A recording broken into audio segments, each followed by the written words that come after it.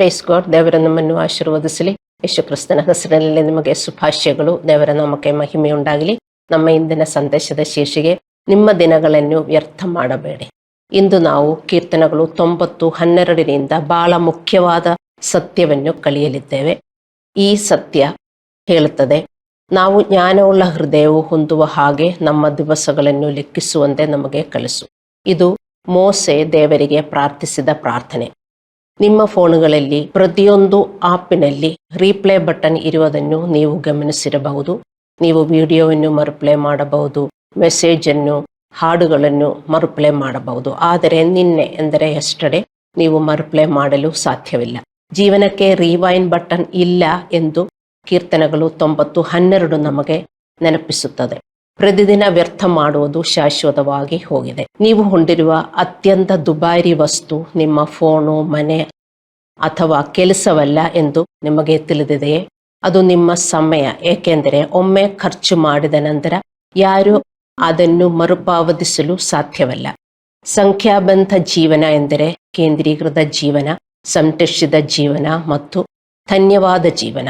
ನಾವು ವಾಸಿಸುತ್ತಿರುವ ಪೀಳಿಗೆಯಲ್ಲಿ ರಕ್ಷಿಸಲ್ಪಟ್ಟವರು ದೀಕ್ಷಾಸ್ನಾನ ಪಡೆದು ಚರ್ಚ್ ಹೋಗುತ್ತಾ, ಆದರೆ ದೇವರನ್ನು ನಿರ್ಲಕ್ಷಿಸುತ್ತಾರೆ.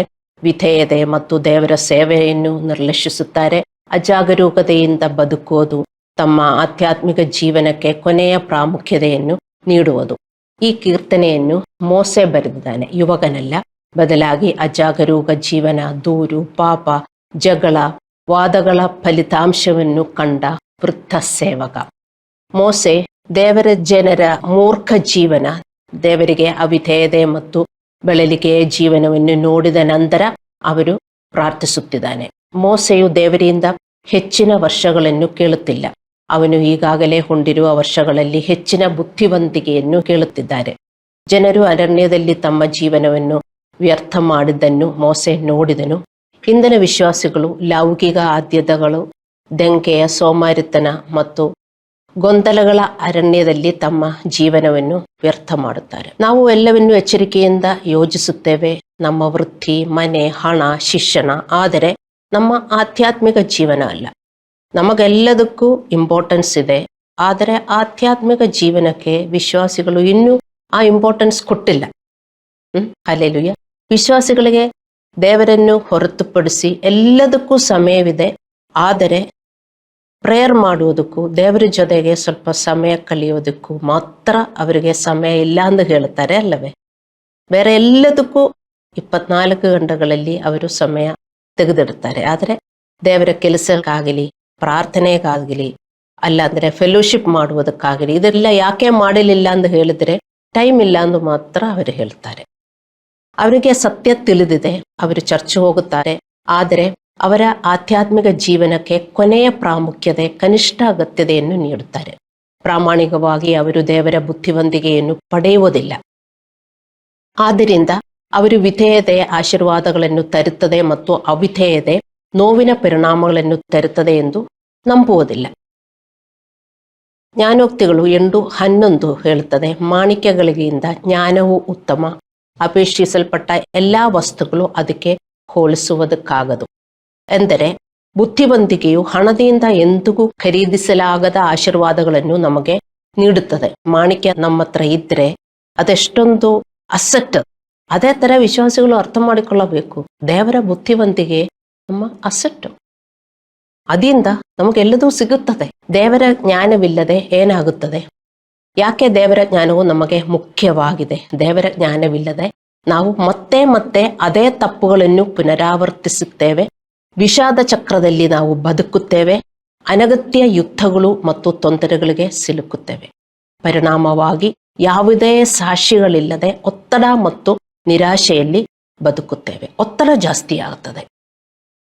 ನಮಗೆ ದೇವರ ಹತ್ರ ಬಂದ ಮೇಲೆ ನಮಗೆ ಬೇಕಾಗಿರುವುದು ಏನು? ಸಮಾಧಾನ, ಶಾಂತಿ. ಅದು ನಮಗೆ ಹಣದಿಂದ ಯಾವುದೆಂದು ನಮಗೆ ಪರ್ಚೇಸ್ ಮಾಡೋಕ್ಕಾಗಲ್ಲ, ದೇವರು ಮಾತ್ರ ಕೊಡಕ್ಕಾಗುತ್ತದೆ. ನಮ್ಮಲ್ಲಿ ಶಾಂತಿ ಇಲ್ಲದಿದ್ದರೆ ದೇವರ ಮಕ್ಕಳೇ, ನಮ್ಮಲ್ಲಿ ಇರೋದು ಏನು? ಒತ್ತಡ ಮಾತ್ರ, ಸ್ಟ್ರೆಸ್ ಮಾತ್ರ ಇರ್ತದೆ. ಹಲ್ಲೆಲೂಯಾ. ಬುದ್ಧಿವಂತಿಕೆಯು ನಮ್ಮ ಸಮಯ, ಆಯ್ಕೆಗಳು ಮತ್ತು ಶಕ್ತಿಯನ್ನು ಸರಿಯಾದ ರೀತಿಯಲ್ಲಿ ಬಳಸಲು ನಮಗೆ ಸಹಾಯ ಮಾಡುತ್ತದೆ ಮತ್ತು ಅದು ದೇವರ ಆಶೀರ್ವಾದಗಳು ನಮ್ಮ ಜೀವನದಲ್ಲಿ ಹರಿಯಲು ಬಾಗಿಲು ತೆರೆಯುತ್ತದೆ. ಎಂದರೆ ನಾವು ಜ್ಞಾನವಿಲ್ಲದೆ ಬದುಕಿದಾಗ ದೇವರು ನಮಗೆ ಮಾಡಲು ಬಯಸುವ ಆಶೀರ್ವಾದಗಳನ್ನು ನಮ್ಮ ಸ್ವಂತ ತಪ್ಪು ನಿರ್ಧಾರಗಳ ಮೂಲಕ ನಾವು ಹೆಚ್ಚಾಗಿ ತಡೆಯುತ್ತವೆ. ವಿಶ್ವಾಸಿಗಳು ಅರ್ಥ ಮಾಡಿಕೊಳ್ಳಬೇಕು.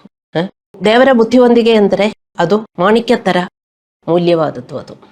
ಅದು ಅಸಟ್ಟೆಂದು ನಾವು ಅರ್ಥ ಮಾಡಿಕೊಂಡು ಅದನ್ನು ನಾವು ಸಂಗ್ರಹಿಸಬೇಕು. ಹಲ್ಲೆಲೂಯ. ರಾಜ ಶೌಲನು ದೇವರ ವಾಕ್ಯಕ್ಕೆ ಭಯಪಡದ ಕಾರಣ ರಾಜ್ಯವನ್ನು ಕಳೆದುಕೊಂಡನು. 1 ಸಾಮುವೇಲನು 15, 22, 23. ಮತ್ತು ಸಾಮ್ಸನ್ ರಾಜಿ ಮಾಡಿಕೊಂಡನು ಮತ್ತು ಶಕ್ತಿ, ದೃಷ್ಟಿ ಮತ್ತು ಉದ್ದೇಶವನ್ನು ಕಳೆದುಕೊಂಡನು. ಈಸಾವು ಗಂಭೀರತೆ ಇಲ್ಲದೆ ಬದುಕಿದರು ಮತ್ತು ಒಂದು ಕ್ಷಣದ ಸಂತೋಷಕ್ಕಾಗಿ ತನ್ನ ಜನ್ಮಸಿದ್ಧ ಹಕ್ಕನ್ನು ಕಳೆದುಕೊಂಡನು. ಇಬ್ರಿಯರಿಗೆ 12:16. ನಾವು ಹಂಗೆ ಒಂದು ಕ್ಷಣದ ಲಾಭಕ್ಕಾಗಿ ಏನಾದರೂ ಒತ್ತಡ ಬಂದಾಗ ನಾವು ಓಡಿ ಹೋಗ್ತೇವೆ. ಸಾಕು, ಒಂದು ಕ್ಷಣದ ಆ ಒತ್ತಡದಿಂದ ನಾವು ದೇವರ ಜೊತೆಗೆ ಇರುವ ಜೀವನ ಬೇಡ ಅಂದು ನಾವು ಕೆಲವು ಸಾರಿ ನಿರ್ಧಾರನೆ ತಕ್ಕೊಳ್ತೇವೆ ಅಲ್ಲವೇ? ಇವೆಲ್ಲವೂ ದೇವರ ಭಯದ ಕೊರತೆ ಸಮ, ಬುದ್ಧಿವಂತಿಕೆಯ ನಷ್ಟ ಸಮ, ವಿಧೇಯತೆಯ ಕೊರತೆ ಮತ್ತು ಆಶೀರ್ವಾದಗಳ ನಷ್ಟ ಎಂದು ತೋರುತ್ತದೆ. ಅಂದರೆ ದೇವರ ಭಯ ಇಲ್ಲದಿದ್ದರೆ ನಮಗೆ ಬುದ್ಧಿವಂತಿಕೆ ಇರುವುದಿಲ್ಲ. Fear of god is the beginning of wisdom. ದೇವರ ನಡುಕದಿಂದ ನಾವು ಜೀವನ ಮಾಡಬೇಕು. ನಡುಕದಿಂದ, ಭಯದಿಂದ ನಾವು ನಮ್ಮ ರಕ್ಷಣೆಯನ್ನು ಸಾಧಿಸಿಕೊಳ್ಳಬೇಕು ಅಲ್ಲವೇ? ನಾವು ದೇವರ ಭಯದಿಂದ ಜೀವನ ಮಾಡಿದರೆ ಮಾತ್ರ ಈ ಬುದ್ಧಿವಂತಿಕೆ ನಮಗೆ ಅಸಟ್ಟಾಗಿ ಸಂಗ್ರಹಿಸಬಹುದು. ಇದು ಕಾಸ್ಟ್ಲಿ. ಮಾಣಿಕ್ಯ ಕಾಸ್ಟ್ಲಿ, ಬಂಗಾರ ಕಾಸ್ಟ್ಲಿ. ಎಷ್ಟು ದುಡಿಯಬೇಕು? ನಿಮಗೂ ಸ್ವಲ್ಪ ಬಂಗಾರ ಬೇಕಂದ್ರೆ ಅದು ಬಂಗಾರನೂ ಅಲ್ಲ, ಮಾಣಿಕ್ಯ. ಅರ್ಥ ಮಾಡಿಕೊಳ್ಳಿ. ಅದೇ ತರ ದೇವರ ಒಂದೊಂದು ವಾಕ್ಯನು ದೇವರು ಹೇಳ್ತಾ ಇದ್ದಾರೆ, ನಾನು ಪಾಲಿಸಬೇಕು. ನಾನು ದೇವರಿಗೆ ಆಪೋಸಿಟ್ ಆಗಿ ನಿಲ್ಲಬಾರದು. ಹೌದು, ಕೆಲವೊಂದು ನಾವು ದೇವರಿಗೆ ಹೇಳ್ತಾ ಇದ್ರೆ ಅಯ್ಯೋ ನಾನಿದು ಹೆಂಗೆ ಪಾಲಿಸೋದು, ನನಗಿದು ತುಂಬಾ ಕಷ್ಟ ಅಂತ ನಮಗೆ ಅನಿಸಿದರೆ ನಾವು ಅದಕ್ಕೋಸ್ಕರ ಪ್ರಾರ್ಥನೆ ಮಾಡಬೇಕು. ನಾವು ಪ್ರಾರ್ಥನೆಯಲ್ಲಿ ಎಲ್ಲ ಸಾಧಿಸುತ್ತೇವೆ. ದೇವರ ಮಕ್ಕಳೇ ಅರ್ಥ ಮಾಡಿಕೊಳ್ಳಿ. ಹಲ್ಲೆಲೂಯ. ನಮ್ಮ ದಿನಗಳನ್ನು ಎಣಿಸುವುದು ಎಂದರೆ ವಯಸ್ಸನ್ನು ಲೆಕ್ಕ ಹಾಕುವುದು ಎಂದಲ್ಲ, ಉದ್ದೇಶಪೂರ್ವಕವಾಗಿ ಬದುಕೋದು ಎಂದರ್ಥ. ಇದರರ್ಥ ಪ್ರತಿದಿನವೂ ದೇವರ ಕೊಡುಗೆ. ನಾವು ಆತನ ಮುಂದೆ ಜವಾಬ್ದಾರಿಯುತರಾಗಿ ಜೀವನ ಮಾಡಬೇಕು.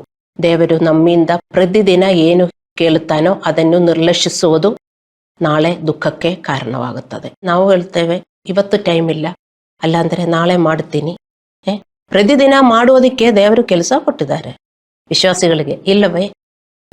ಏನು? ದೇವರನ್ನು ಪಾಲಿಸುವುದು, ದೇವರ ಸೇವೆ ಮಾಡುವುದು ಪ್ರತಿದಿನ. ಈ ಲೋಕದಲ್ಲಾದರೂ ನಮಗೆ ಪ್ರತಿದಿನ ಕೆಲಸ ಇದೆ, ನಾವು ಅದೆಲ್ಲ ಬಿಟ್ಟು ಬಿಡ್ತೀವ? ಅದೆಲ್ಲ ನಾವು ಮಾಡಿಕೊಂಡು ಹೋಗ್ತಾ ಇದ್ದೇವೆ. ಆದರೆ ನಾವು ಪ್ರಾರ್ಥಿಸೋದು, ನಮಗೋಸ್ಕರ ಪ್ರಾರ್ಥಿಸೋದು, ನಮ್ಮ ಕುಟುಂಬಕ್ಕೋಸ್ಕರ ಪ್ರಾರ್ಥಿಸೋದು, ಚರ್ಚ್ಗೋಸ್ಕರ ಪ್ರಾರ್ಥಿಸೋದು, ಈ ಲೋಕಕ್ಕೋಸ್ಕರ ಪ್ರಾರ್ಥಿಸೋದು, ಪಾಸ್ಟರ್ಗೋಸ್ಕರ ಪ್ರಾರ್ಥಿಸೋದು, ಯೂಟ್ಯೂಬ್ಗೋಸ್ಕರ ಪ್ರಾರ್ಥಿಸೋದು, ಇದೆಲ್ಲ ಟೈಮ್ ಇಲ್ಲ ಅಂತ ಹೇಳಿದ್ರೆ ನಮ್ಮ ಪ್ರತಿಯೊಂದು ನಿರ್ಧಾರವು ನಮ್ಮನ್ನು ದೇವರಿಗೆ ಹತ್ತಿರವಾಗಿಸುತ್ತದೆ ಅಥವಾ ದೇವರಿಂದ ದೂರವಾಗಿಸುತ್ತದೆ. ಅನೇಕ ವಿಶ್ವಾಸಿಗಳು ದೊಡ್ಡ ಪಾಪಗಳಿಗೆ ಮಾತ್ರ ಪರಿಣಾಮಗಳಿವೆ ಎಂದು ಭಾವಿಸುತ್ತಾರೆ. ಆದರೆ ದೇವರ ಮಕ್ಕಳೇ ಅರ್ಥ ಮಾಡಿಕೊಳ್ಳಬೇಕು, ನಮ್ಮ ಸಣ್ಣ ಸಣ್ಣ ನಿರ್ಧಾರಗಳು ನಮ್ಮ ಮೇಲೆ ಪರಿಣಾಮ ಬೀರುತ್ತದೆ. ಸಣ್ಣ ಸಣ್ಣ. ಇವತ್ತು ನೀವು ಚರ್ಚ್ಗೆ ಬರಬೇಕು, ಅಲ್ಲ ಅಂದರೆ ನಿಮಗದ ಆಗುವುದಿಲ್ಲ. ನೀವು ತಿಳ್ಕೊಳ್ತೀರಿ, ಒಂದಿನ ಚರ್ಚ್ ಬರಲಿಲ್ಲ ಅಂದರೆ ಪರವಾಗಿಲ್ಲ, ಅಲ್ಲಾಂದ್ರೆ ಒಂದಿನ ಪ್ರಾರ್ಥನೆ ಬಿಟ್ಟರೆ ಪರವಾಗಿಲ್ಲ, ಅಲ್ಲಾಂದ್ರೆ ಒಂದಿನ ಬೈಬಲ್ ಓದಲಿಲ್ಲ ಅಂದ್ರೆ ಪರವಾಗಿಲ್ಲ, ಅಲ್ಲಾಂದ್ರೆ ಒಂದಿನ ದೇವರ ಸೇವೆ ಮಾಡಲಿಲ್ಲ ಅಂದ್ರೆ ಪರವಾಗಿಲ್ಲ. ನಿಮ್ಮ ನಿರ್ಧಾರಣೆ. ಅದು ನೀವು ಮಾಡಲಿಲ್ಲ ಅಂದ್ರೆ ನಿಮಗೆ ಕಟ್ಟದಾಗುವುದಿಲ್ಲ, ದೇವರಿಂದ ಸಿಕ್ಕಬೇಕಾಗಿರುವುದು ನಿಮಗೆ ನಷ್ಟ ಆಗುವುದಿಲ್ವಾ? ಮತ್ತೆ ಟೈಮ್ ಇಲ್ಲ ಅಂದ್ರೂ ನಾವು ಮಾಡಿದರೆ ನಮಗೆ ಎಕ್ಸ್ಟ್ರಾ ಬ್ಲೆಸ್ಸಿಂಗ್ಸ್ ಸಿಗ್ತದೆ ಅಲ್ಲವೇ? ಅದೇ ನಾನು ಹೇಳಿರೋದು, ನಮ್ಮ ಸಣ್ಣ ಸಣ್ಣ ನಿರ್ಧಾರಗಳು ನಮ್ಮ ಮೇಲೆ ಪರಿಣಾಮ ಬೀರುತ್ತದೆ. ಮತ್ತು ಅನೇಕ ವಿಶ್ವಾಸಿಗಳು ತಮ್ಮ ಆಧ್ಯಾತ್ಮಿಕ ಕುಟುಂಬದೊಂದಿಗೆ ಚರ್ಚ್ ಸೇವಾ ದಿನಗಳಲ್ಲಿ ಮಾತ್ರ ಸಂಪರ್ಕ ಸಾಧಿಸುತ್ತಾರೆ. ಅವರು ತಮ್ಮ ಆಧ್ಯಾತ್ಮಿಕ ಸಹೋದರ ಸಹೋದರಿಗಳೊಂದಿಗೆ ಸಮಯ ಕಳೆಯುವ ಬದಲು ತನ್ನ ಜೈವಿಕ ಕುಟುಂಬ ಮತ್ತು ಲೌಕಿಕ ಸ್ನೇಹಿತರೊಂದಿಗೆ ಸಮಯ ಕಳೆಯಲು ಆಯ್ಕೆ ಮಾಡುತ್ತಾರೆ. ಇದು ದೇವರ ಮಕ್ಕಳ ಮೇಲೆ ಹೇಗೆ ಪರಿಣಾಮ ಬೀರುತ್ತದೆ ಎಂದು ನಿಮಗೆ ತಿಳಿದಿದೆ. ಫೆಲೋಶಿಪ್ ಇಲ್ಲದೆ ವಿಶ್ವಾಸಿಗಳು ಆಧ್ಯಾತ್ಮಿಕ ಶಕ್ತಿಯನ್ನು ಕಳೆದುಕೊಳ್ಳುತ್ತಾರೆ. ನೀವು ಚರ್ಚು ಮುಗಿದ ತಕ್ಷಣ ನೀವು ಮನೆಗೆ ಓಡಿ ಹೋಗಬಾರದು. ನೀವು ಸ್ವಲ್ಪ ಟೈಮ್ ಕಾಯಬೇಕು. ಯಾರ ಹತ್ರ ಆದ್ರೂ ನೀವು ಮಾತನಾಡಬೇಕು. ಯಾರೂ ಇಲ್ಲ ಅಂತ ಹೇಳ್ಬಿಟ್ಟು ಹೋಗ್ಬಾರ್ದು. ಚರ್ಚಲ್ಲಿ ಯಾರೂ ಇಲ್ಲ. ಕೆಲವರು ಹೇಳ್ತಾರೆ ಯಾರೂ ಇಲ್ಲ ಮಾತಾಡಕ್ಕೆ. ಹೊರಗೆ ಹೋಗಿದ್ರೆ ಫೋನಲ್ಲೇ ತುಂಬಾ ಜನ ಇರ್ತಾರೆ. ಸುಮ್ಮನೆ ಕುತ್ಕೊಂಡ್ರೆ ಯಾರಾದರೂ ಬರ್ತಾರೆ. ಅಲ್ಲಾಂದ್ರೆ ನೀವೇ ಹೋಗಿ ಯಾರಿಗಾದರೂ ಮಾತನಾಡಬೇಕು. ಯಾರು ನಿಮ್ಮ ಹತ್ರ ಬರ್ಲಿಲ್ಲ ಅಂದ್ರೆ ಅದು ನಿಮಗೆ ಮುಖ್ಯವಾದದ್ದು. ಅರ್ಥ ಮಾಡಿಕೊಳ್ಳಬೇಕು. ನಮಗೆ fellowship is very important for us. ಏಕೆಂದ್ರೆ ಫೆಲೋಶಿಪ್ ಇಲ್ಲದಿದ್ದರೆ ವಿಶ್ವಾಸಿಗಳು ಆಧ್ಯಾತ್ಮಿಕ ಶಕ್ತಿಯನ್ನು ಕಳೆದುಕೊಳ್ಳುತ್ತಾರೆ ಮತ್ತು ದೇವರ ಧ್ವನಿಗೆ ಕಡಿಮೆ ಸಂವೇದನಾಶೀಲರಾಗುತ್ತಾರೆ. ನಮಗೆ ಶಕ್ತಿ ಸಿಗಬೇಕಂದ್ರೆ ನಾವು ಒಬ್ರಿಗೊಬ್ಬರಿಗೆ ಕನೆಕ್ಟೆಡ್ ಆಗಿರಬೇಕು. ನಾವು ಒಬ್ಬರಿಗೆ ಕನೆಕ್ಟೆಡ್ ಆಗಿಲ್ಲದಿದ್ದರೆ ನಮಗೆ ಶಕ್ತಿ ಸಿಗುವುದಿಲ್ಲ ಅಂತ ಅರ್ಥ ಮಾಡಿಕೊಳ್ಳಬೇಕು. ಅನ್ಯೋನ್ಯತೆಯಿಂದ ದೂರವಿರುವ ವಿಶ್ವಾಸಿಗಳು ಉತ್ಸಾಹ ಮತ್ತು ಶಿಸ್ತನ್ನು ಕಳೆದುಕೊಳ್ಳುತ್ತಾರೆ. ಫೆಲೋಶಿಪ್ ಇಲ್ಲದೆ ನಿಮ್ಮ ಒಳಗಿನ ಬೆಂಕಿ ನಿಧಾನವಾಗಿ ತಣ್ಣಗಾಗುತ್ತದೆ. ಸಂಡೇ ಬರ್ತಾರೆ, ಕೆಲವರು ಸಂಡೇ ಮೀಟ್ ಮಾಡ್ತಾರೆ, ಕೆಲವರು ಸಂಡೇನು ಓಡಿ ಹೋಗ್ತಾರೆ. ಹಂಗ ನೀವು ಓಡಿ ಹೋಗ್ಬಾರದು. ಯಾರನ್ನಾದ್ರೂ ನೀವು ಮಾತನಾಡಬೇಕು. ಯಾವತ್ತಾದರೂ ಅಷ್ಟು ಬೇಗನೆ ಹೋಗಿ ನೀವು ಏನು ಮಾಡ್ತೀರಾ? ಚರ್ಚಲ್ಲಿ 1 ಗಂಟೆ ಬಂದ್ರೆ ಒಂದು 10 ನಿಮಿಷ ಇರಕ್ಕಾಗಲ್ಲ. ಇಲ್ಲ ಅಲ್ಲಿ ಅರ್ಜೆಂಟ್ ಇದೆ, ಕುಕ್ಕರ್ ಕೆಲವರು ಬರುವುದು. ಗ್ಯಾಸ್ ಆನ್ ಮಾಡಿ, ಅಲ್ಲಾಂದ್ರೆ ನೀರು ಆನ್ ಮಾಡಿ ಬರ್ತಾರೆ, ಮೋಟರ್ ಆಫ್ ಮಾಡಬೇಕು ಅಂತ. ಹಂಗೆಲ್ಲ ಚರ್ಚ್ಗೆ ಬರಬಾರದು. ಎಲ್ಲದಕ್ಕೂ ನಮಗೆ ಟೈಮ್ ಇದೆ. ಅಂದ್ರೆ ಚರ್ಚಿಂದ ಸಿಕ್ಕೋದು ನಿಮಗೆ ಬೇರೆ ಎಲ್ಲಿಂದ ಸಿಗುವುದಿಲ್ಲ. ಎಷ್ಟು ದುಡ್ಡು ಕೊಟ್ಟರು ನಿಮಗೆ ಸಿಗೋದಿಲ್ಲ. ನೀವು ಅದು ಅರ್ಥ ಮಾಡಿಕೊಳ್ಳಬೇಕು. ಚರ್ಚು ದೇವರ ಆಲಯ. ಸೊ ಅಲ್ಲಿಂದ ಸಿಗುವುದು ನಿಮಗೆ ಎಲ್ಲಿಂದ ಸಿಗಕ್ಕಾಗಲ್ಲ. ಹಲ್ಲೆಲೂಯ. ಸೊ ಫೆಲೋಶಿಪ್ ಇಲ್ಲದೆಂದರೆ ನಿಮ್ಮ ಒಳಗಿನ ಬೆಂಕಿ ಹಂಗೆ ನಿಧಾನವಾಗಿ ತಣ್ಣಗಾಗುತ್ತದೆ. ಪ್ರಾರ್ಥನೆ, ದೇವರ ವಾಕ್ಯ ಮತ್ತು ಫೆಲೋಶಿಪ್ ಅನ್ನು ನಿರ್ಲಕ್ಷಿಸಿದಾಗ ವಿಶ್ವಾಸಿಗಳು ಆಧ್ಯಾತ್ಮಿಕವಾಗಿ ಕೆಳಮಟ್ಟಕ್ಕೆ ಇಳಿಯುತ್ತಾರೆ. ನೀವು ಆಧ್ಯಾತ್ಮಿಕವಾಗಿ ಕೆಳಮಟ್ಟಕ್ಕೆ ಇಳಿದಾಗ ನಿಮ್ಮನ್ನು ಪುನರ್ವರ್ಧಿ ಮಾಡಿಕೊಳ್ಳಬೇಕು. ಅಂದರೆ ದೇವರೊಂದಿಗೆ ಸ್ವಲ್ಪ ಸಮಯ ಕಳೆಯುವ ಮೂಲಕ ಪ್ರಾರ್ಥನೆಯಲ್ಲಿ, ಆರಾಧನೆಯಲ್ಲಿ ಮತ್ತು ಫೆಲೋಶಿಪ್ ತುಂಬಾ ಇಂಪಾರ್ಟೆನ್ಸ್. ದೇವರ ಮಕ್ಕಳೇ ಅರ್ಥ ಮಾಡಿಕೊಳ್ಳಬೇಕು. ಅದು ಒಂದು ಚಿಕ್ಕ ವಿಷಯ ಎಂದು ನೀವು ತಿಳ್ಕೊಳ್ಳಬಾರದು. ಇಲ್ಲದಿದ್ದರೆ ಚಾರ್ಜ್ ಕಡಿಮೆಯಾದ ಫೋನನ್ನು ಚಾರ್ಜ್ ಮಾಡದೆ ಬಿಟ್ಟರೆ ಏನಾಗುತ್ತದೆ ನಿಮಗೇ ಗೊತ್ತು, ಅದು ಸಾಯುತ್ತದೆ. ಅದೇ ತರ ನಾವು ಕೂಡ ಆಧ್ಯಾತ್ಮಿಕವಾಗಿ ಸಾಯುತ್ತೇವೆ. ಆಧ್ಯಾತ್ಮಿಕ ಸಾಯುವಿಕೆಯು ಎಂದರೆ ನಮಗೆ ಶಾಂತಿ ಇರುವುದಿಲ್ಲ, ಸಮಾಧಾನವಿರುವುದಿಲ್ಲ, ತೃಪ್ತಿ ಇರುವುದಿಲ್ಲ, ಸಂತೋಷ ಇರುವುದಿಲ್ಲ. ನೀವು ಎಲ್ಲಿಂದ ಎಲ್ಲ ಸಿಕ್ಕಿದರು ಚರ್ಚಿಂದ ಓಡಿ ಹೋಗಿ ಎಲ್ಲಿ ಫ್ರೆಂಡ್ಸ್ ಎಲ್ಲ ಕಾಯ್ತಾ ಇದ್ದಾರೆ ಅಂತ ಓಡಿ ಹೋಗ್ತಾರೆ. ಅಲ್ಲಾಂದ್ರೆ ಮನೆಯಲ್ಲೇ ಕುಟುಂಬ ಮೀಟಿಂಗ್, ಈ ಕುಟುಂಬ ಮೀಟಿಂಗ್ ಬಿಟ್ಟು ಅಲ್ಲಿ ಕುಟುಂಬ ಮೀಟಿಂಗ್ ಇದೆ ಎಲ್ಲ ಸಂಡೆ. ಇಲ್ಲಿ ನೋಡ್ತಾ ಇದ್ದಾರೆ ಯಾವಾಗ ಪಾಸ್ಟರ್ ಏಮನ್ ಹೇಳ್ತಾರೋ ಓಡಿ ಹೋಗ್ತಾರೆ. ಈ ಕುಟುಂಬ ಮೀಟಿಂಗ್ ಮುಗಿಸು, ಸ್ವಲ್ಪ ಎಲ್ಲರೂ ಹೋದ್ಮೇಲೆನೆ ನೀವು ಹೋಗ್ಬೇಕು. ಅಲ್ಲಿಂದ ನಮ್ಗೆ ಏನು ಸಿಗುವುದಿಲ್ಲ. ಅಲ್ಲಿ ಸ್ವಲ್ಪ ಖುಷಿ ನಿಮ್ಗೆ ಸಿಗುತ್ತದೆ, ಅದು ಹಂಗೆ ವ್ಯಾನಿಷ್ ಆಗಿ ಹೋಗುತ್ತದೆ. ದೇವರ ಮಕ್ಕಳೇ, ನಿಮ್ಮಲ್ಲಿ ಖುಷಿ ಉಳಿಯಬೇಕಂದ್ರೆ ದೇವರಿಂದ ಸಿಗಬೇಕು. ಅರ್ಥ ಮಾಡಿಕೊಳ್ಳಿ. ಚಾರ್ಜ್ ಇಲ್ಲದಿದ್ದರೆ ಫೋನು ಸಾಯುತ್ತದೆ. ಅದೇ ತರ ನಾವು ಕೂಡ ಆಧ್ಯಾತ್ಮಿಕವಾಗಿ ಸಾಯುತ್ತೇವೆ. ನಿಯಮಿತ ಪ್ರಾರ್ಥನೆ, ವಾಕ್ಯ ಮತ್ತು ಫೆಲೋಶಿಪ್ ಮಾತ್ರ ನಮ್ಮನ್ನು ಜೀವಂತವಾಗಿ, ತಾಜವಾಗಿ ಮತ್ತು ಬಲವಾಗಿ ಇರಿಸುತ್ತದೆ. ಅನೇಕ ವಿಶ್ವಾಸಿಗಳು ಯೋಜಿಸುವಂತೆ ಫೆಲೋಶಿಪ್ ಒಂದು ಸಣ್ಣ ವಿಷಯವಲ್ಲ. ಇದು ದೇವರು ನಮಗೆ ಆಧ್ಯಾತ್ಮಿಕವಾಗಿ, ಆರೋಗ್ಯಕರವಾಗಿ ಮತ್ತು ಸುರಕ್ಷಿತವಾಗಿರಲು ನೀಡಿರುವ ಜೀವಸಲೆಯಾಗಿದೆ. ಈ ಸತ್ಯವನ್ನು ಯಾವಾಗಲೂ ನೆನಪಿಡಿ. ಸಹಭಾಗಿತ್ವವಿಲ್ಲದೆ ನೀವು ಶಕ್ತಿ ಮತ್ತು ಮಾರ್ಗದರ್ಶನವನ್ನು ಕಳೆದುಕೊಳ್ಳುತ್ತೀರಿ. ಸೊ ಯಾರು ಓಡಿ ಓಡಿ ಹೋಗಬಾರದು. ಮತ್ತು ಮಂಡೇ ಟು ಸ್ಯಾಟರ್ಡೆ ಯಾವ ವಿಶ್ವಾಸಿಯನ್ನು ಭೇಟಿಯಾಗದೆ ಯಾರು ಜೀವನ ಮಾಡಬಾರದು. ನೀವು ಫೋನ್ ತಕ್ಕೊಂಡಾದರೂ ಯಾರನ್ನಾದರೂ ನೀವು ಮಾತನಾಡಬೇಕು. ಅದು ನಿಮಗೆ ಜೀವ ಕೊಡುತ್ತದೆ. ಅದು ಅರ್ಥ ಮಾಡಿಕೊಳ್ಳಿ. ಅಲ್ಲ ಆಫೀಸಲ್ಲಿ ತುಂಬಾ ಕೆಲಸ ಇದೆ, 5 ನಿಮಿಷ ಯಾರಿಗಾದರೂ ನಿಮ್ಗೆ ಮಾತನಾಡಕ್ಕೆ ಟೈಮ್ ಇಲ್ಲ ಅಂದ್ರೆ ಅದು ನಿಮಗೇ ಲೋಸು ಎಂದು ನೀವು ಅರ್ಥ ಮಾಡಿಕೊಳ್ಳಬೇಕು. ಯಾರ್ಯಾರಿಗೆ ಫೆಲೋಶಿಪ್ ಇದೆ ಅವರಲ್ಲಿ ಜೀವ ಇದೆ, ಯಾರ್ಯಾರಿಗೆ ಫೆಲೋಶಿಪ್ ಇಲ್ಲ ಅವರಲ್ಲಿ ಜೀವ ಇಲ್ಲ. ನಮ್ಮ ಚರ್ಚಲ್ಲೇ ನಾನು ನೋಡುತ್ತಾ ಇದ್ದೀನಿ. ಹಲ್ಲೆಲೂಯಾ. ಇಂದು ಅನೇಕ ವಿಶ್ವಾಸಿಗಳು ಕಚೇರಿ ಕೆಲಸಗಳಲ್ಲಿ, ಮನೆ ಕೆಲಸಗಳಲ್ಲಿ ಅಥವಾ ಅಧ್ಯಯನಗಳಲ್ಲಿ ಅತಿಯಾದ ಒತ್ತಡವನ್ನು ಹೊಂದಿದ್ದಾರೆ ಮತ್ತು ಅವರು ತಮ್ಮ ಆಧ್ಯಾತ್ಮಿಕ ಜೀವನಕ್ಕಾಗಿ ಸ್ವಲ್ಪ ಸಮಯ ಕಳೆಯುತ್ತಾರೆ ಮತ್ತು ಅವರಿಗೆ ಚರ್ಚ್ ಸಹೋದರ ಸಹೋದರಿಯೊಂದಿಗೆ ಸಹಭಾಗಿತ್ವವಿಲ್ಲ. ಯಾಕಂದ್ರೆ ಬಿಸಿ ಬಿಸಿ ಬಿಸಿ ಲೈಫ್. ಹೆಂಗೋ ಚರ್ಚ್ ಬಂದು ಹೋಗ್ತಾರೆ ಅಷ್ಟೇ, ತುಂಬಾ ಬಿಸಿ. ಮತ್ತೆ ಆದರೆ ನೀವೇನು ಕಳೆದುಕೊಳ್ಳುತ್ತೀರಿ ಅಂತ ನೀವು ಅರ್ಥ ಮಾಡಿಕೊಳ್ಳಬೇಕು. ದೇವರು ನಮ್ಮನ್ನು ಕುಟುಂಬ ಜವಾಬ್ದಾರಿಗಳಿಂದ ದೂರ ಸರಿಯುವಂತೆ ಎಂದಿಗೂ ಹೇಳಲಿಲ್ಲ. ಅವನು ನಮ್ಮನ್ನು ನಮ್ಮ ಜವಾಬ್ದಾರಿಗಳ ಒಳಗೆ ಅವನೊಂದಿಗೆ ನಡೆಯಲು ಹೇಳುತ್ತಿದ್ದಾನೆ. ಅದಕ್ಕೆ ಬುದ್ಧಿವಂತಿಕೆ ಬೇಕು. ದೇವರ ಬುದ್ಧಿವಂತಿಕೆ ಇದ್ರೆ ನಮಗೂ ಗೊತ್ತಾಗುತ್ತೆ, ಇದು ನಾನು ಮಾಡಬೇಕು, ಅದು ನಾನು ಮಾಡಬೇಕು ಅಂತ. ಬುದ್ಧಿವಂತಿಕೆ ಇಲ್ಲದಿದ್ದರೆ ನಾವೇನು ಕಳೆದುಕೊಂಡರೂ ನಮಗೆ ಅರ್ಥವಾಗುವುದಿಲ್ಲ. ನಾವು ನೆಪಗಳು ಹೇಳಿಕೊಂಡು ಹೋಗ್ತಾ ಇದ್ದೇವೆ. ಪ್ರತಿದಿನ ದೇವರೊಂದಿಗೆ ಸಾಕಷ್ಟು ಸಮಯ ಕಳೆಯದ ಕಾರ್ಯನಿರತರ ಆಗುವ ಜೀವನ ಅಥವಾ ಸೋಮಾರಿ ಜೀವನ ನಿಧಾನವಾಗಿ ಮುರಿದ ಜೀವನವಾಗುತ್ತದೆ. ದೇವರೊಂದಿಗೆ ಸಮಯದ ಕೊರತೆಯು ಆಂತರಿಕ ಒತ್ತಡ ಹೆಚ್ಚಾಗಲು ಒಂದು ದೊಡ್ಡ ಕಾರಣವಾಗುತ್ತದೆ. ಇದು ನೀವು ಅರ್ಥ ಮಾಡಿಕೊಳ್ಳಬೇಕು. ದೇವರೊಂದಿಗೆ ನಿಮಗೆ ಸಮಯ ಇಲ್ಲ ಕಳೆಯುವುದಕ್ಕೆ, ಇಲ್ಲಾಂದ್ರೆ ಲೀಸ್ಟ್ ಹೆಂಗೋ ಏನೋ ಒಂದು ಡ್ಯೂಟಿ ತರ ಏನೋ ಮಾಡಿಬಿಟ್ಟು ಬೇರೆ ಕೆಲಸಕ್ಕೆ ಓಡಿ ಹೋಗಿದರೆ ಏನಾಗುತ್ತದೆ, ನಿಮ್ಮ ಒತ್ತಡ ನಿಮಗೆ ತುಂಬಾ ಜಾಸ್ತಿ ಆಗುತ್ತೆ. Stress will increase. ನಿಮಗೆ ಗೊತ್ತಿಲ್ಲ ಲೈಫ್ ಹೇಗೆ ಹ್ಯಾಂಡಲ್ ಮಾಡಬೇಕು ಅಂತ ನಿಮಗೆ ಗೊತ್ತಾಗುವುದಿಲ್ಲ. ಹಲ್ಲೆಲೂಯಾ.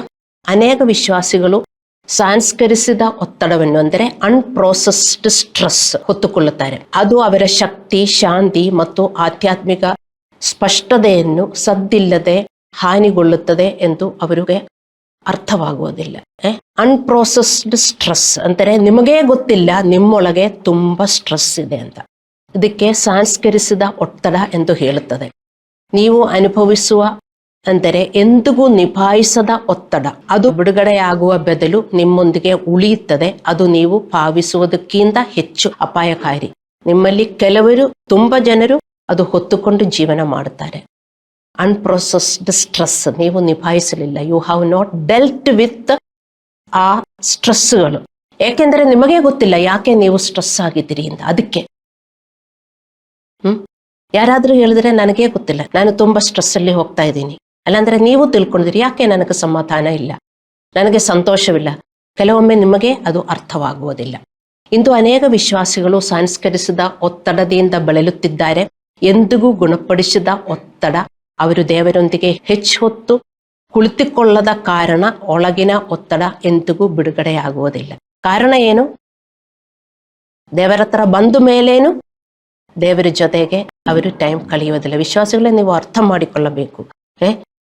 ನೀವು ಈ ಒತ್ತಡದಿಂದ ಬಳಲುತ್ತಾ ಇದ್ದರೆ ನಿಮಗೆ ಬಿಡುಗಡೆ ಉಂಟಾಗಬೇಕು.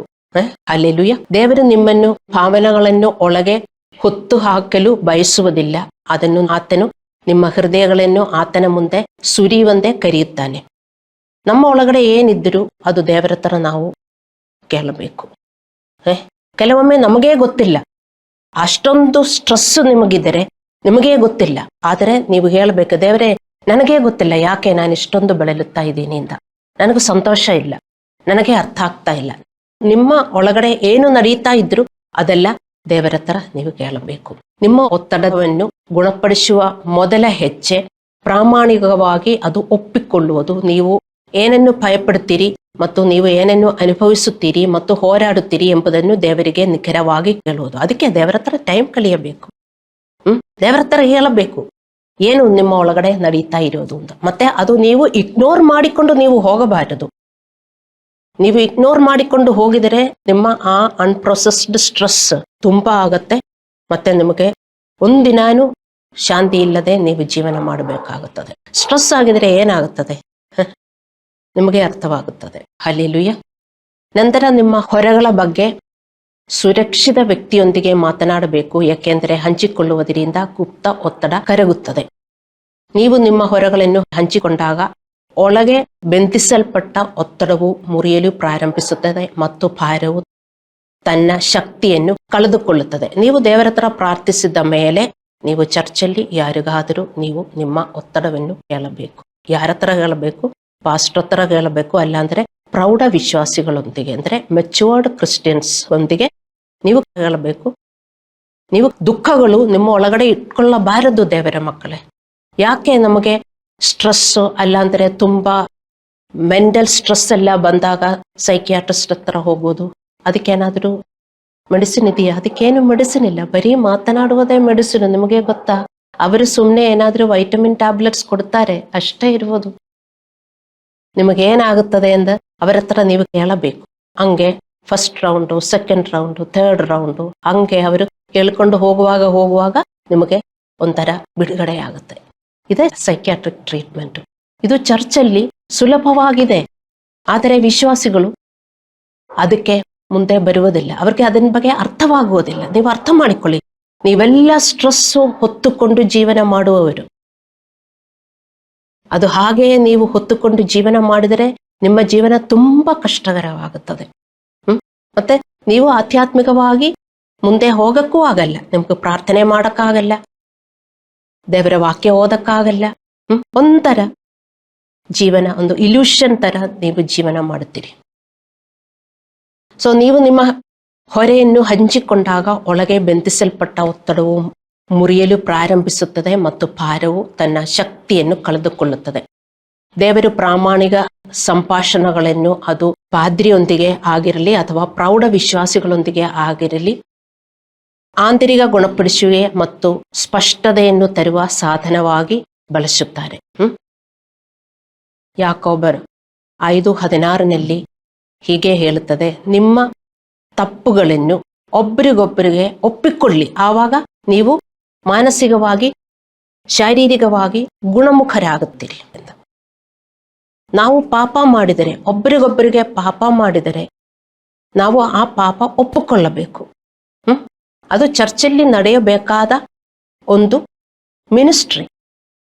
ನಿಮಗೆ ಒಬ್ರಿಗೊಬ್ರಿಗೂ ಏನಾದರೂ ಇರಬಹುದು, ಅಫೆಂಡಿಂಗ್, ಕೋಪ ಏನಾದರೂ ಇರಬಹುದು. ನೀವು ಅದೇ ಅವರ ಜೊತೆ ನೀವು ಇಟ್ಕೊಂಡು ಜೀವನ ಮಾಡಬಾರದು. ಅದು ದೇವರ ಮಕ್ಕಳ ಜೊತೆಗೆ ಹಂಗೆ ಇದ್ರೆ ನೀವು ಹೋಗಿ ಸೆಟಲ್ ಮಾಡಬೇಕು. ಆದರೆ ಮಾತ್ರ ನಿಮಗೆ ಪ್ರಾರ್ಥನೆ ಮಾಡಕ್ಕಾಗೋದು, ನಿಮ್ಮ ಪ್ರಾರ್ಥನೆಗಳು ದೇವರು ಕೇಳಿಸ್ಕೊಳ್ಳೋದು. ಅಲ್ಲಾಂದ್ರೆ ನಿಮ್ಮ ಪ್ರಾರ್ಥನೆಗೂ ನಿಮಗೆ ಉತ್ತರ ಸಿಗುವುದಿಲ್ಲ. ಸೊ ಯಾಕೋಬ 5:16 ಹೇಳುತ್ತದೆ, ನಿಮ್ಮ ತಪ್ಪುಗಳನ್ನು ಒಬ್ಬರಿಗೊಬ್ಬರು ಒಪ್ಪಿಕೊಳ್ಳಿ. ಇದರರ್ಥ ಗುಣಪಡಿಸುವಿಕೆಯು. ಎಲ್ಲಿ ಗುಣಪಡಿಸುವಿಕೆ? ಮನಸ್ಸು, ಹೃದಯ ಗುಣಪಡಿಸುವಿಕೆ ಆಗಬೇಕು. ಹೃದಯ ಗುಣಪಡಿಸುವಿಕೆ ಆಗಿದರೆ ನಿಮ್ಮ ದೇಹಕ್ಕೂ ರೋಗ ವಾಸಿಯಾಗುತ್ತದೆ. ದೇವರ ಮಕ್ಕಳೇ, ನೀವು ಈ ಆಧ್ಯಾತ್ಮಿಕ ತತ್ವಗಳೆಲ್ಲ ನೀವು ಅರ್ಥ ಮಾಡಿಕೊಳ್ಳಬೇಕು. ಯಾರಿದೆಲ್ಲ ಅರ್ಥ ಮಾಡಿಕೊಳ್ತಾರೆ? ದೇವರ ಬುದ್ಧಿವಂತಿಕೆ ಇರುವವರು. ಅದಕ್ಕೆ ದೇವರ ಬುದ್ಧಿವಂತಿಕೆ ಮಾಣಿಕ್ಯಗಳಿಗಿಂದು ದೊಡ್ಡದು ಅಂತ ಬೈಬಲ್ ಬರೆದಿದೆ. ಅವರಿಗೆ ಗೊತ್ತಿದೆ, ಹೌದು, I am suffering from some sickness. ಏನೇ ಸಿಕ್ನೆಸ್ ಆಗಲಿ, ನಿಮ್ಮ ಮನಸ್ಸು ಹೀಲ್ ಆಗಿದ್ದರೆ ನಿಮ್ಮ ಬಾಡಿ ಹೀಲ್ ಆಗುತ್ತದೆ. ನಿಮ್ಮಲ್ಲಿ ಅನ್ಫರ್ಗಿವ್ನೆಸ್ ಇರಬಹುದು, ಒಫೆನ್ಸ್ ಇರಬಹುದು, ಏನಿದೆ ಎಂದು ನೀವು ಕಂಡು ಹಿಡಿಯಬೇಕು. ಅದಕ್ಕೆ ನೀವು ಸ್ವಲ್ಪ ಟೈಮ್ ತೆಗಿಯಬೇಕು. ಅದಕ್ಕೆ ಎಲ್ಲರಿಗೂ ಟೈಮ್ ಇಲ್ಲ. ಓಡಿ ಓಡಿ ಓಡಿ ಓಡಿ ಡಾಕ್ಟರ್ ಹತ್ರ ಹೋಗ್ತಾರೆ. ಅಲ್ಲಿ ಟೈಮ್ ಇಲ್ಲ ಅಂದರೂ ಕ್ಯೂ ಅಲ್ಲೇ ನಿಂತ್ಕೊಳ್ತಾರೆ. 1 ಗಂಟೆ ನಿಂತ್ಕೊಂಡು ಭೇಟಿಯಾಗಿ ಮತ್ತು ಮೆಡಿಸಿನ್ ತಕ್ಕೊಂಡು ತಿಂತಾರೆ. ಆದರೂ 1 ಗಂಟೆ ದೇವರ ಹತ್ರ ನಿಂತ್ಕೊಂಡ್ರೆ ಹೃದಯದಲ್ಲಿ ಏನಿದೆ ಎಂದು ನಮಗೆ ಅರ್ಥವಾಗುತ್ತದೆ. ದೇವರೇ, ನನ್ನನ್ನು ಕ್ಷಮಿಸಿ, ಅವರ ಮೇಲೆ ನನಗೆ ಕೋಪ ಇದೆ, ಅಲ್ಲಾಂದ್ರೆ ಅದಿದೆ ಇದಿದೆ. ನಿಮಗೆ ಗೊತ್ತಾಗುತ್ತೆ. ಸ್ವಲ್ಪ ಟೈಮು ನೀವು ದೇವರ ಹತ್ರ ಕೂತ್ಕೊಂಡ್ರೆ, ದೇವರೇ ನನಗೆ ನೆನಪಿಸಿ, ದೇವರೇ ಯಾಕೆ ನನಗೆ ಹಿಂಗ ಆಗ್ತಾ ಇದೆ, ದೇವರು ಹೇಳ್ತಾರೆ. ಅದಕ್ಕೆ ಟೈಮ್ ಇಲ್ಲ. ಮತ್ತೆ ಡಾಕ್ಟರ್ ಹತ್ರ ಹೋಗಿ ದುಡ್ಡು ಕೊಡಕ್ಕೂ ದುಡ್ಡಿದೆ, ಮತ್ತೆ ಟೈಮ್ ಇಲ್ಲ ಅಂದರೂ ಟೈಮ್ ಇದೆ ಅವರಿಗೆ. ಬೇರೆ ಎದಕ್ಕೂ ಟೈಮ್ ಇಲ್ಲ. ಡಾಕ್ಟರ್ ಹತ್ರ ಹೋಗಕ್ಕೂ ಮಾತ್ರ ಅವರಿಗೆಲ್ಲ ಟೈಮ್ ಇದೆ. ಪ್ರಾರ್ಥನೆಗೆ ಟೈಮ್ ಇಲ್ಲ, ಸೇವೆ ಮಾಡಕ್ ಟೈಮ್ ಇಲ್ಲ. ಮತ್ತೆ ಒಂದು ರೋಗ ಬಂದ್ರೆ ಡಾಕ್ಟರ್ ಹತ್ರ ಹೋಗಕ್ಕೆ ಅವರಿಗೆ ಟೈಮ್ ಇದೆ. ಎಷ್ಟು ಕ್ಯೂ ಆದರೂ ಅಲ್ಲಿ ಅವರು ನಿಂತ್ಕೊಳ್ಳುತ್ತಾರೆ. ನೋಡಿ ದೇವರ ಮಕ್ಕಳೇ, ಯಾಕೆ ದೇವರ ಮಕ್ಕಳಿದೆಲ್ಲ ಮಾಡುವುದು? ಬುದ್ಧಿವಂತಿಕೆ ಕಮ್ಮಿಯಿಂದ. ಅದಕ್ಕೆ ನಾನು ಹೇಳಿರೋದು, ಬುದ್ಧಿವಂತಿಕೆ ಎಂದರೆ ನಮಗೆ ಮಾಣಿಕ್ಯ ಅಂದಿದೆ, ಅಸಟ್ಟು.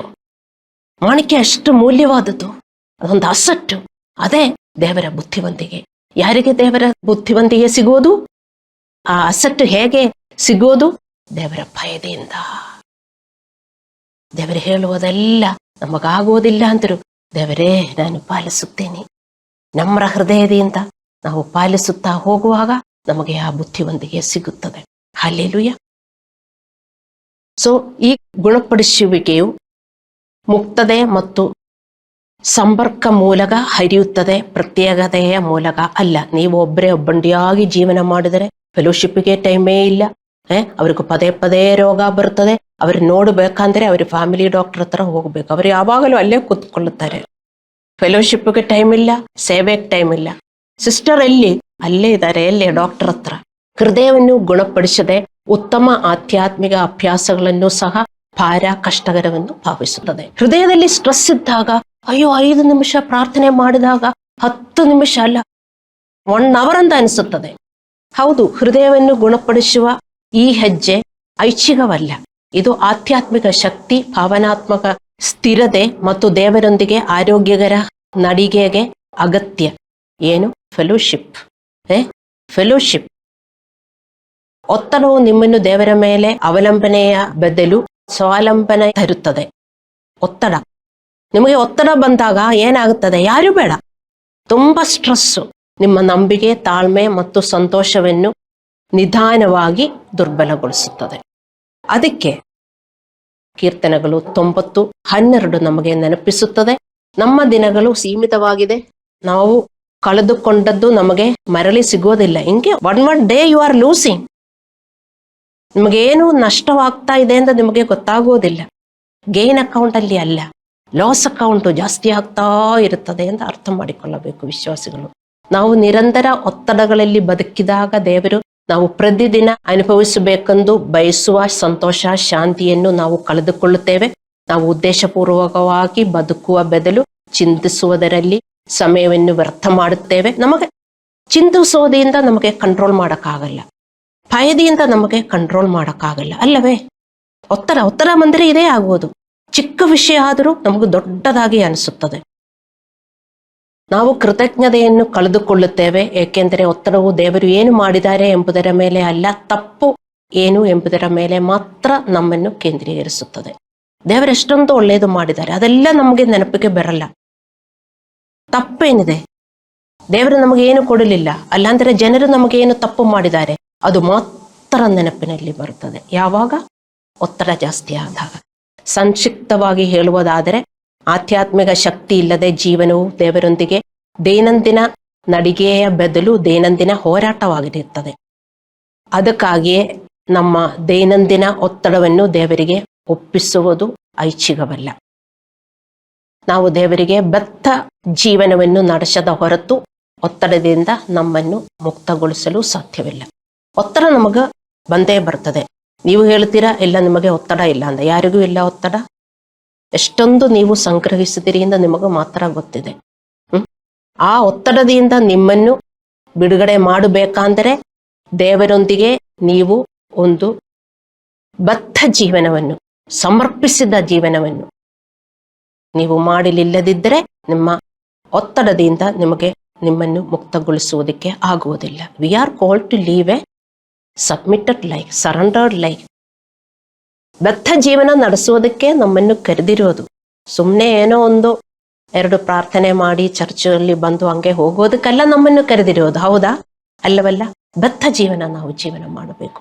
ಆ ಬದ್ಧ ಜೀವನ ಮಾಡಿದರೆ ಮಾತ್ರ ದೇವರ ಮಕ್ಕಳೇ ನಮ್ಮ ಒತ್ತಡದಿಂದ ನಮ್ಮನ್ನು ರಿಲೀಸ್ ಮಾಡೋಕ್ಕಾಗುತ್ತದೆ. ಇಲ್ಲದಿದ್ದರೆ ನೀವು ವಯಸ್ಸಾದಾಗ ನಿಮ್ಮ ಒತ್ತಡ ಇನ್ನೂ ಕಠಿಣವಾಗುತ್ತದೆ. ನಿಮಗೆ ಬಿಡುಗಡೆ ಇಲ್ಲದೆ ನೀವು ಜೀವನ ಮಾಡ್ತೀರಿ ಮತ್ತು ತುಂಬಾ ರೋಗಗಳು ಬರ್ತದೆ ಒತ್ತಡದಿಂದ. ದೇವರಿಗೆ ಸಮರ್ಪಿತ ಜೀವನ ಹೇಗೆ ನಡೆಸಬೇಕು ಅಂತ ನೀವು ತಿಳಿದಿರಬೇಕು. ಜೀವನವು ನಿರಂತರವಾಗಿದ್ದರೂ ಸಹ ಕೆಲವರು ಹೇಳ್ತಾರೆ ನನಗೆ ಟೈಮೇ ಇಲ್ಲ, ಇದಕ್ಕೂ ಟೈಮ್ ಇಲ್ಲ. ನೀವು ಹಾಗೇ ಜೀವನ ಮಾಡಬಾರದು. ಹೌದು, ನಿಮಗೆ ಕೆಲಸ ಇದೆ, ಆವಾಗ ನೀವು ಹೇಗೆ ಬದ್ಧ ಜೀವನ ಮಾಡಬೇಕು? How do you live a submitted life? You are so busy. ದೇವರ ಟೈಮ್ ನೀವು ಹೇಗೆ ದೇವರಿಗೆ ಕೊಡಬೇಕು ನೀವು ಅರ್ಥ ಮಾಡಿಕೊಳ್ಳಬೇಕು.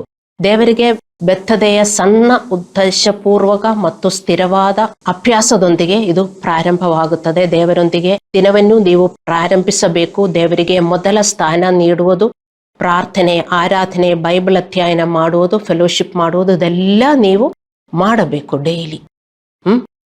ಡೈಲಿ ಎದ್ದು ನೀವು ಹಾಗೆ ಆಫೀಸ್ ಹೋಗಬಾರದು, ಅಲ್ಲಾಂದ್ರೆ ಹಾಗೆ ಸ್ಕೂಲ್ ಹೋಗಬಾರದು. ಸ್ವಲ್ಪ ಟೈಮ್ ಕೂತ್ಕೊಂಡು ದೇವರ ವಾಕ್ಯ ಓದಿ ಒಂದು ಮೆಸೇಜ್ ಆದರೂ ಕೇಳಿಸ್ಕೊಂಡು, ಅಷ್ಟಕ್ಕೆ ನಮಗೆ ಟೈಮ್ ಇಲ್ಲ ಅಂತ ಹೇಳಿದರೆ ಸ್ವಲ್ಪ ನಿದ್ದೆ ಕಮ್ಮಿ ಮಾಡಬೇಕು. ಈಗ ತುಂಬಾ ಚಳಿಗಾಲ, ಇನ್ನು ನಿಮಗೆ ನಿದ್ದೆ ಮಾಡಬೇಕು ಅಂತ ಬರ್ತದೆ. ಅದೆಲ್ಲ ನೀವು ಸ್ವಲ್ಪ ನಿದ್ದೆ ನೀವು ಕಮ್ಮಿ ಮಾಡಿದರೆ ನಿಮಗೆಲ್ಲ ಮಾಡೋಕ್ಕಾಗುತ್ತದೆ. ಹಲ್ಲೆಲೂಯಾ. ಬದ್ಧತೆ ಅಂದರೆ ಕೆಲಸ, ಕುಟುಂಬ ಮತ್ತು ಮನೋರಂಜನೆಯ ನಂತರ ದೇವರಿಗೆ ಕೊನೆಯ ಆದ್ಯತೆ ನೀಡುವುದಲ್ಲ. ದಿನವಿಡೀ ನೀವು ಪ್ರಾರ್ಥನೆಗಳು, ಕೃತಜ್ಞತಾ ಆಲೋಚನೆಗಳು, ಪ್ರತಿಯೊಂದು ಸನ್ನಿವೇಶದಲ್ಲೂ ವಿಧೇಯರಾಗಲು ಆರಿಸಿಕೊಳ್ಳುವ ಮೂಲಕ ದೇವರಿಗೆ ಸಂಪರ್ಕದಲ್ಲಿ ಇರುವುದು. ಯಾವಾಗಲೂ ದೇವರೊಂದಿಗೆ ನಿಮ್ಮ ಹೃದಯ ಸಂಪರ್ಕಿಸಬಹುದು. ನೀವು ಎಲ್ಲೇ ಇದ್ದರೂ ದೇವರ ಮಕ್ಕಳೇ, ನೀವು ಅದು ಅಭ್ಯಾಸ ಮಾಡಬೇಕು. ಇದೇ ಸಲ್ಲಿಸಿದ ಜೀವನ. ನೀವು ಎಲ್ಲಿ ಹೋಗಿದ್ರು, ಮದುವೆಗೆ ಹೋಗಿದ್ರು ದೇವರ ಹತ್ರ ಮಾತನಾಡಬಹುದು. ಮದುವೆಗೆ ಹೋಗಿದರೆ, ಅಲ್ಲಾಂದರೆ ಬೇರೆ ನಿಮ್ಮ ನೆಂಟರ ಮನೆ ಹೋಗಿದರೆ ನೀವೆಲ್ಲ ಸ್ವಿಚ್ ಆಫ್ ಮಾಡಿಬಿಟ್ಟು ಹೋಗ್ತೀರಿ. ಹಂಗೆ ಮಾಡಬಾರದು. ನೀವದು ಪ್ರಾಕ್ಟೀಸ್ ಮಾಡಿಕೊಳ್ಳಬೇಕು. ಉದ್ದೇಶಪೂರ್ವಕವಾಗಿ ಸಮಯ ತೆಗೆದುಕೊಂಡು ನೀವು ಪ್ರಾರ್ಥನೆ ಮಾಡಬೇಕು. ಸ್ವಲ್ಪ ಸಮಯ ದೇವರಿಗೆ ಧನ್ಯವಾದ ಹೇಳಬೇಕು ಮತ್ತು ಸ್ವಲ್ಪ ಸಮಯ ತಕ್ಕೊಂಡು ನಿಮ್ಮ ಪಾದ್ರಿಗೆ, ಚರ್ಚ್ ಬೆಳವಣಿಗೆಗೆ, ಸಹೋದರ ಸಹೋದರಿಯರಿಗೆ ಪ್ರಾರ್ಥಿಸಬೇಕು. ಇದು ದೇವರೊಂದಿಗೆ ದೀರ್ಘಕಾಲ ಸಮಯ ಕಳೆಯುವುದರ ಬಗ್ಗೆ ಅಲ್ಲ.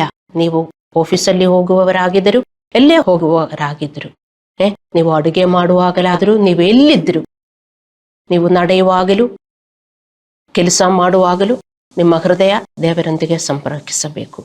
ಆದರೆ ತುಂಬ ಒತ್ತಡ ನಿಮ್ಮ ಹೃದಯದಲ್ಲಿ ಬಂದರೂ, ದೇವರೇ ನನಗೆ ತುಂಬ ದುಃಖ ಆಗ್ತಾ ಇದೆ, ನೀವು ತಕ್ಷಣ ನೀವು ಪ್ರಾರ್ಥಿಸಬೇಕು. ನಿಮಗೇನು ಪ್ರಾಬ್ಲಮ್ ಆಗಿದೆ ನೀವು ಅದು ಹೊತ್ತುಕೊಂಡು ಹೋಗಬಾರದು. ದೇವರೇ ಇದನ್ನು ನನಗೆ ಸಾಲ್ವ್ ಮಾಡಿ ಕೊಡಬೇಕು, ನಾನಿದು ಹೊತ್ತುಕೊಂಡು ಹೋಗಬಾರದು. ತಕ್ಷಣ ನೀವು ಪ್ರಾರ್ಥಿಸಬೇಕು ದೇವರ ಮಕ್ಕಳೇ. ಇದೇ ಬದ್ಧ ಜೀವನ, ಸಮರ್ಪಿಸಿದ ಜೀವನ. ಮತ್ತೆ ಆಫೀಸಲ್ಲಿ ಹೋಗುವವರಾಗಿದ್ದರೂ ನೀವು ಪ್ರಾರ್ಥನೆಯಿಂದ ಹೋಗಬೇಕು. ದೇವರೇ ನಾನಿವತ್ತು ಹೋಗ್ತಾ ಇದ್ದೀನಿ, ಯಾರ ಹತ್ರ ಆದರೂ ನಾನು ಸುವಿಶೇಷ ಹೇಳಬೇಕು, ಅಲ್ಲಾಂದ್ರೆ ಯಾರಿಗಾದರೂ ನಾನು ಎನ್ಕರೇಜ್ ಮಾಡಬೇಕು. ನೀವು ಪ್ರಾರ್ಥನೆ ಮಾಡಿಕೊಂಡು ಹೋಗಿದರೆ ನಿಮಗೆ ಕೇಳಬಹುದು. ಇಲ್ಲ ತುಂಬಾ ಕೆಲಸ ಕೆಲಸ ಕೆಲಸ ಕೆಲಸ ಕೆಲಸ ಮಾತ್ರ ನೀವು ಮಾಡಿದರೆ ಹಂಗಲ್ಲ ನಾವು ಜೀವನ ಮಾಡಬಾರದು. ಇದಕ್ಕೆಲ್ಲ ಬೇರೆ ಟೈಮ್ ತೆಗೆಯೋ ಬಗ್ಗೆ ಅಲ್ಲ ನಾನು ಹೇಳುವುದು. ನಿಮಗಿರುವ ಟೈಮಲ್ಲಿ ನೀವು ಟೈಮ್ ಅರೇಂಜ್ ಮಾಡಿ ಜೀವನ ಮಾಡೋ ಇದೆ ಬುದ್ಧಿವಂತಿಕೆ. ನಿಮ್ಮ ಕೆಲಸ ನೀವು ಮಾಡಬೇಕು, ನೀವು ದುಡಿಯಬೇಕು. ಅದರಲ್ಲೇ ನೀವು ಇದೆಲ್ಲ ಮಾಡುವುದಕ್ಕೆ ನೀವು ಪ್ರಯತ್ನಿಸಬೇಕು. ಸೊ ಇದು ದೇವರೊಂದಿಗೆ ದೀರ್ಘಕಾಲ ಸಮಯ ಕಳೆಯುವುದರ ಬಗ್ಗೆ ಅಲ್ಲ, ಬದಲಿಗೆ ದೇವರಿಗೆ ಸಣ್ಣ ಸ್ಥಿರವಾದ ಕ್ಷಣಗಳನ್ನು ನೀಡುವುದು. ನೀವು ಕೆಲಸ ಮಾಡುವಾಗ, ನಡೆಯುವಾಗ, ನೀವು ಎಲ್ಲೇ ಇದ್ರು ನೀವು ಇದು ಪ್ರಾಕ್ಟೀಸ್ ಮಾಡಿಕೊಳ್ಳಬೇಕು. ನಾವು ದೇವರಿಗೆ ಬದ್ಧ ಜೀವನವನ್ನು ನಡೆಸದ ಹೊರತು ಒತ್ತಡದಿಂದ ಮುಕ್ತಗೊಳಿಸಲು ಸಾಧ್ಯವಿಲ್ಲ. ಸಾಮಾನ್ಯ ಪ್ರಾರ್ಥನೆಯ ಸಮಯದ ನಂತರ ಯಾವುದೇ ದೈವಿಕ ಆಲೋಚನೆಗಳು ಇಲ್ಲದಿರುವುದಲ್ಲ. ನೀವೇನು ಮಾಡ್ತೀರಿ? ಹೌದು, ನಾನು ಬೆಳಗ್ಗೆ ಪ್ರಾರ್ಥನೆ ಮಾಡಿದೆ, ಪ್ರಾರ್ಥನೆ ಮುಗಿದಿದೆ, ಅಲ್ಲಾಂದರೆ ಸ್ವಲ್ಪ ಟೈಮ್ ಬೈಬಲ್ ಓದಿದೆ, ಆಮೇಲೆ ನಿಮ್ಮ ಮನಸ್ಸಲ್ಲಿ ದೇವರಿಗೆ ಸ್ಥಾನ ಇದೆಯಾ? ಯಾವ ಯೋಜನೆಯಾದರೂ ಇದೆಯಾ ದೇವರ ಬಗ್ಗೆ? This is not a submitted life, this is not A surrendered life.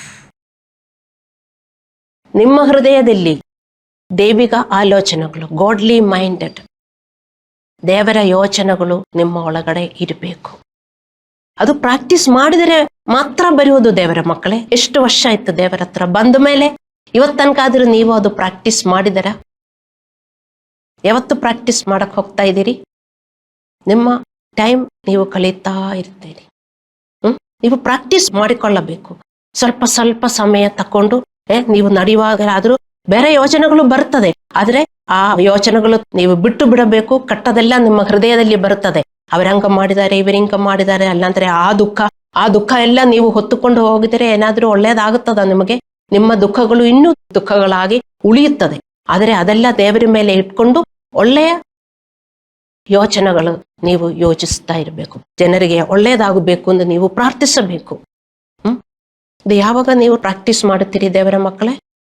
At least ಕ್ರೈಸ್ತವೇ ಚರ್ಚಲ್ಲಿ ಬರುವವರು, ನಾನಿದು ಎಷ್ಟು ವರ್ಷದಿಂದ ನಾವು ನಿಮಗೆ ಕೇಳ್ತಾ ಇದ್ದೀನಿ, ಸಾಮಾನ್ಯ ಪ್ರಾರ್ಥನೆಯ ಸಮಯದ ನಂತರ ಯಾವುದೇ ದೈವಿಕ ಆಲೋಚನೆಗಳು ಇಲ್ಲದಿರುವುದಲ್ಲ ಬದ್ಧ ಜೀವಿತ. ದೇವರಿಗೆ ಸಮರ್ಪಿಸಿದ ವ್ಯಕ್ತಿಯು ಎಂದಿಗೂ ಹಾಗೆ ಮಾಡುವುದಿಲ್ಲ. ಅವನು ಎಲ್ಲೇ ಇದ್ರೂ ಅವನ ಹೃದಯದಲ್ಲಿ ಯಾವಾಗಲೂ ದೈವಿಕ ಆಲೋಚನೆಗಳು ಮತ್ತು ಪ್ರಾರ್ಥನೆಗಳು ಇರ್ತದೆ.